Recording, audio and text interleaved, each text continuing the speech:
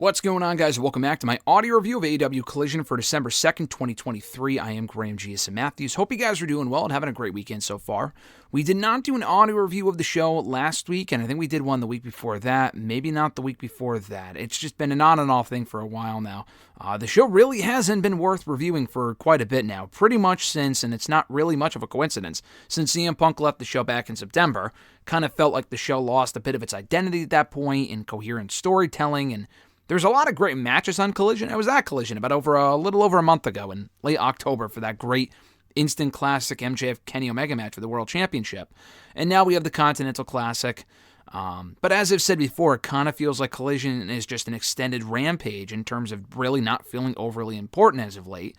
That being said, I was busy again this week, and I really did not have to review the show if I didn't really want to. But I did because I thought this was one of the better editions of Collision in quite some time. Obviously, a lot of that was due to the Continental Classic matches. Claudio and Brody King, Bryan Danielson and Eddie Kingston in the main event, even Daniel Garcia and Andrade El Idolo, having a great matchup. And there was some storyline progression with Julia Hart probably finding out her next challenger, House of Black furthering their feud with FTR, the Kingdom doing their thing, picking up a win, I believe, in tag team action as well. So it wasn't a waste of a show at all, and the 2 hours, not having watched live, they kind of felt like they breezed by for me personally. The Continental Classic helps a lot, because the wrestling on these shows has usually been pretty good. The issue with that, which I've brought up before, AEW has a lot of pretty good to great wrestling. Like, I need matches that stand out. This show had that.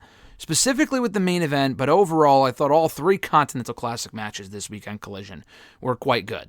So, this is not going to be the norm every week, I wouldn't think, for the next couple of months. Really only for the month of December and the rest of, just last week's Collision, which I didn't think was overly great on the whole. That aired opposite of Survivor Series, obviously. So, we had this show. Opening it up was Brody King and Claudio Castagnoli in a Continental Classic Blue League matchup. Brody King beat Eddie Kingston in last week's main event. I guess you can call it an upset. It didn't really feel... I mean, it was one because Eddie Kingston is the current Ring of Honor champion, the New Japan Strong champion, Openweight champion, whatever. Like, he's got a lot of titles right now, and he's technically the defending champion.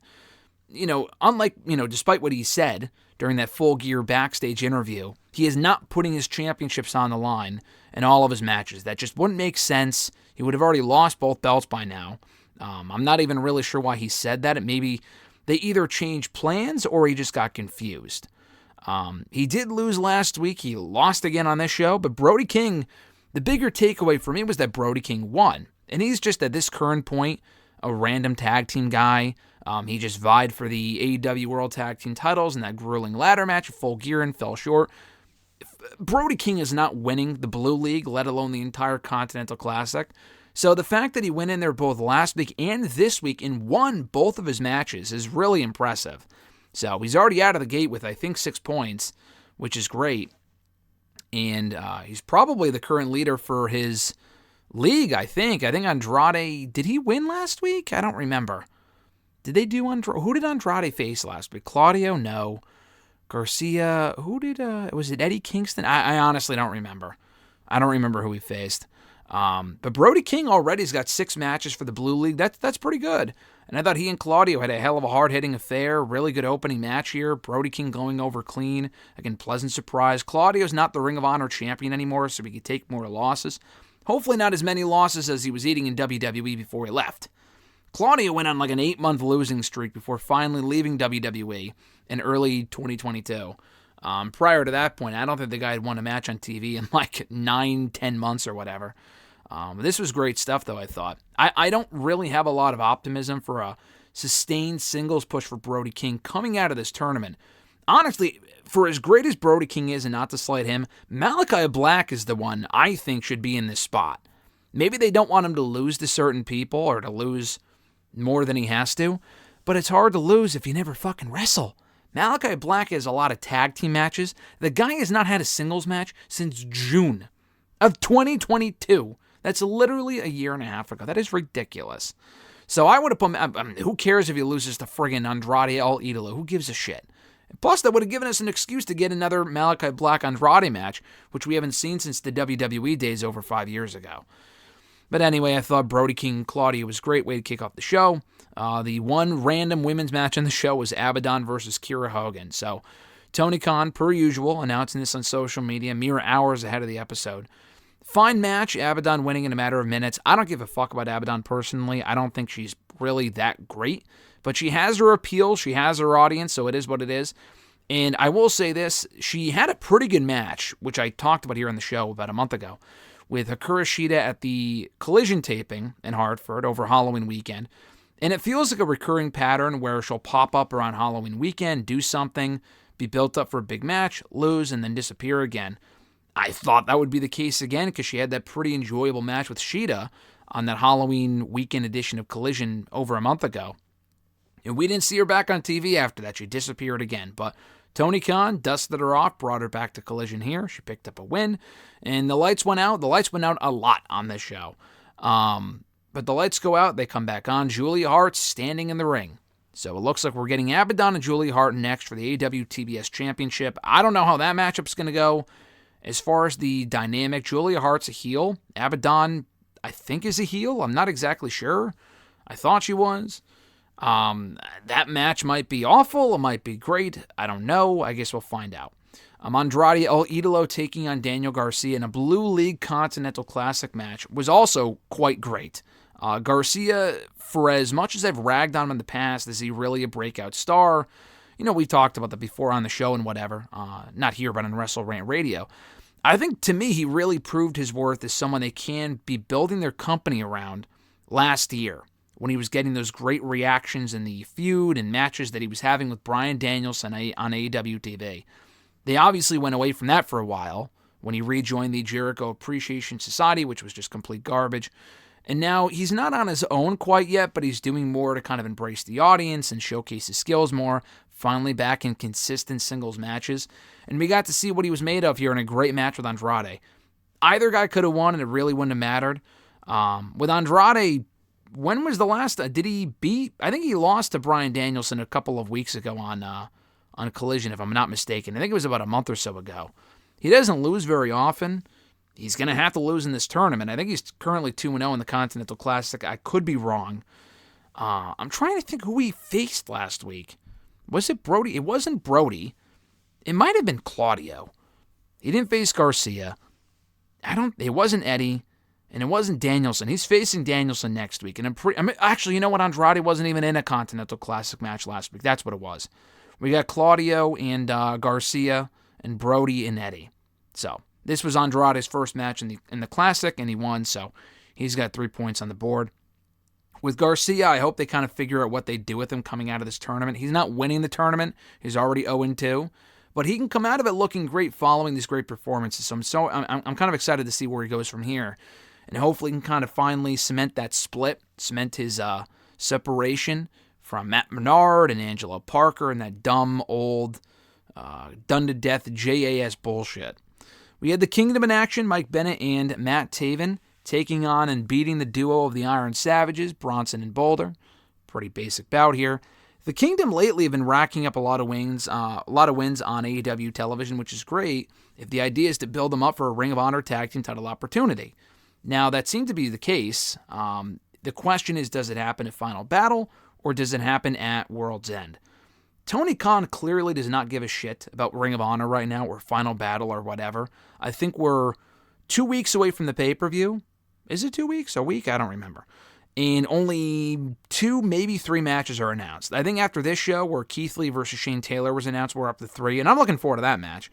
But no one gives a fuck about Ring of Honor. They can't even sell 1,000 tickets to the show, which is pretty bad. So I would do the Kingdom in the Ring of Honor tag team title match on that show. The problem now is, if MJF is legit hurt, they're probably not going to have him work before World's End. Like a legit match. I know he and Samoa Joe are facing 2 of the Devilmen. Who gives a shit? On Dynamite next week.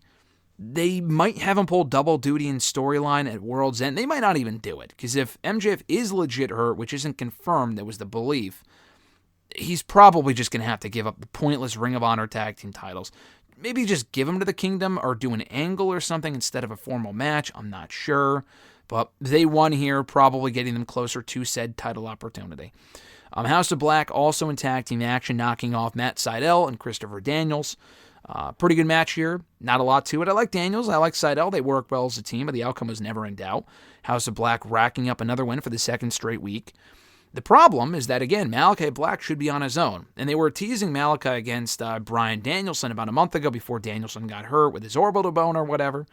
About a month and a half ago, 2 months ago, maybe, I don't remember. But they moved away from it and never went back to it. And there was never any follow-up on Malachi Black versus Bryan Danielson, which hopefully at some point we can still say. But for the meantime, it's going to be Malachi and Buddy Matthews feuding with FTR. And those matches should be great. They further that feud following this matchup. But I just can't shake the feeling that, Buddy's great and whatever. Malachi Black specifically should be doing more than this.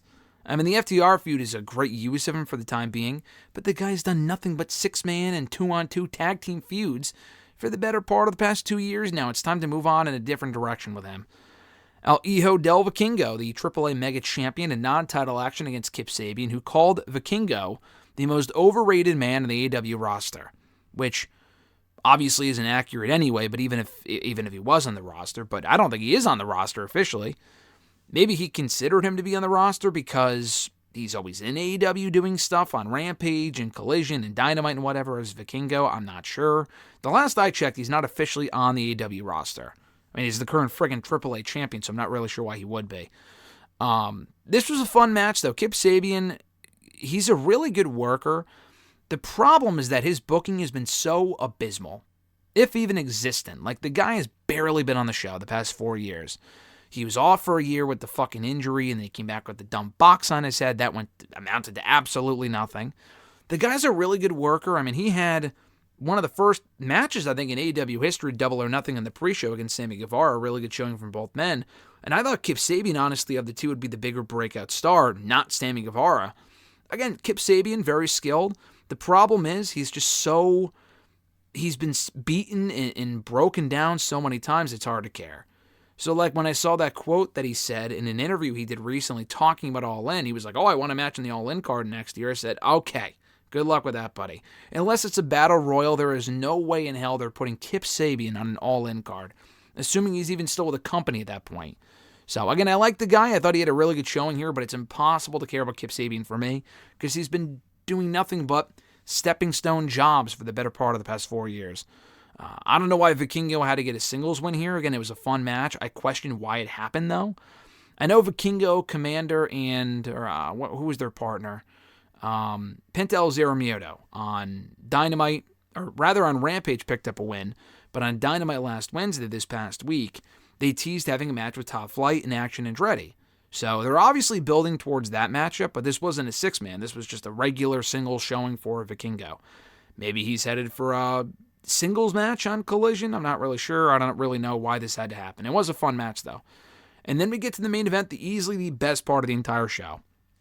Another Continental Classic Blue League matchup. Bryan Danielson returning to the ring for the first time in about a month and a half, taking on Eddie Kingston.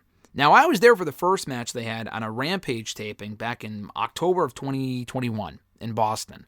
And they had an amazing match on that show. This was also quite amazing as well. Got a ton of time, again, just beating the absolute living fuck out of each other. Danielson sporting the snake, the patch or whatever it was on his eye. So he's looking badass right now heading into this injury. And he's obviously picking up the win here. Whether he wins his Blue League matchup is the question. I don't know if he goes that far and ends up winning the Blue League, let alone the whole thing. I don't think he needs to win the whole thing. If you have Swerve Strickland in there doing something on the Gold League, I would imagine he would probably win for his team or for his league, whatever. And maybe we get Danielson and Swerve too in the rematch from Dynamite a month or two ago, and hopefully Swerve can go over there. What was more interesting to me, the match itself was great. It was an excellent match, best match in the Continental Classic so far. Expect nothing less from Bryan Danielson. And even more interesting than Danielson winning was the fact that Kingston lost. So he is now 0-2, and he's down 6 points. He's got 0 points, but Danielson's got 3 points. Andrade's got 3 points. Brody King's got 6 points. Claudio's got 3 points. So he's at an extreme deficit here. Unless he wins like the next, 3 matches, he's not winning his side of the tournament, which is fine. I didn't really expect him to. But the idea is that he's the current Ring of Honor World Champion and the New Japan Strong Openweight Champion. you would think he would rack up at least one win. I'm sure he will. I'm sure he'll beat Andrade, maybe? I'm not even really sure. Probably Daniel Garcia, if I had to take a guess. Daniel Garcia might not win any matches himself, but someone's got to take the losses here. I would be very surprised if Kingston does not come closer, and I hope he does. Having him lose the first match, cool, I get it. The second match, the guy's got to now win his next 2 or 3 matches to really be taken seriously as a threat in this thing. He should not be playing spoiler because his championships are on the line here. We know a new champion's being crowned, it's all but guaranteed. But at least tell the story that he has a chance of retaining his championships and making it all the way to the finals. Again, I don't see that happening, but they have to have him win his next couple of matches here.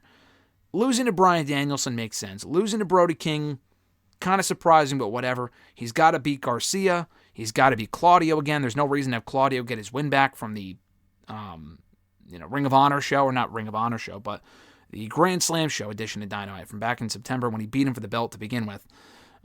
He's got to start racking up some wins to really feel like a threat in this thing. Otherwise, I'm not really sure. They could have just stripped the championship from the get-go, because currently he's still the champion, but I don't know if he's holding the championships themselves, if that makes sense. So, like, the championships are ultimately on the line, but when he comes out to the ring, he's literally not holding the championship belts, unless I'm mistaken. The belts are actually at ringside with the unknown design of the Continental Classic Championship that we still don't know what it looks like. So we'll see. Overall, though, I thought this was a really good addition to Dynamite. Some great wrestling with the Continental Classic. Furthering of storylines, the Miro CJ Perry thing, I still don't quite get it. Like, why doesn't Miro just let her manage him?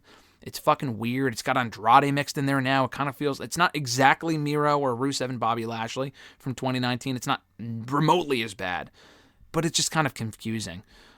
They are building storylines, though. Again, they've got the Roddy stuff. He was at ringside for the Kingdom match. I'm not digging Roddy. I mean, Roddy's entertaining, but like the neck brace stuff got old a while ago, for me anyway. They have House of Black and FTR, and they're taking their time telling several stories at once. The women are still basically non-existent on the show. They'll be given time for 1 or 2 matches at most, but no consistent storytelling. Although I really like the video package they did for Willow Nightingale and Mercedes Martinez. I thought that was pretty well done. So hopefully this momentum continues. They can maintain this momentum for Collision, because this was the best show in quite a while. Time will tell, though. And if it just reverts back to what it was before this past week, where it was just basically, like I said earlier, a 2-hour edition of Rampage, which in that point, why watch it? Why review it? It's not consequential. It's not important. Who gives a shit? So hopefully that doesn't become an issue. If the show becomes as inconsequential as it has been in recent months and it stays that way, then I probably won't continue reviewing the show. But for now, I very likely will. Thank you guys for checking out my review. I appreciate it. Be sure to like the video, drop a comment, share the video, and subscribe to the channel for more daily content. Have an awesome one. I'm Graham G. Matthews, and I'll catch your ass down the road.